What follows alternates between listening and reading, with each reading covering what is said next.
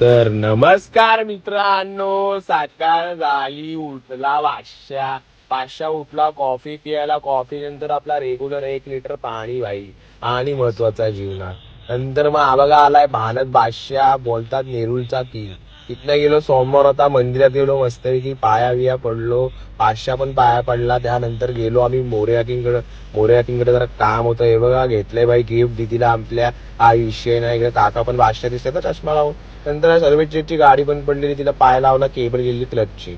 मग ते झाल्यानंतर जरा मस्तपैकी चिल व्हायला गेलो, मस्तपैकी वॉटरमेलन ज्यूस प्यायला.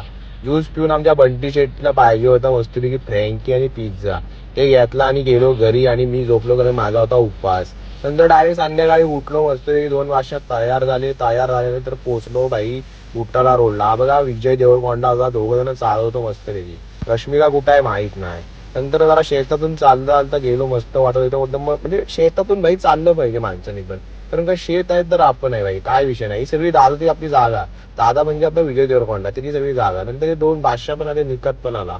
नंतर गेलो जरा कॉफी प्यायला, हा बघ असा स्मार्ट दिसतोय. मग गेलो दुकानात, सर्व्हिस शेट पण स्मार्ट दिसतंय, सगळे स्मार्ट दिसतात, काय विषय नाही. विजय पण आहे आपला, काय विषय आहे.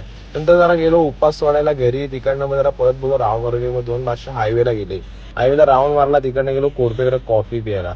हे सगळे कॉफी पिणार आहेत, मी नाही पिणार कारण का माझं डाएट चालू आहे. नंतर मग गेलो घरी, आणि आता मी झोपणार. Okay, good night. आता बंटी शेट पण बाय करतील, बाय मेरी जान.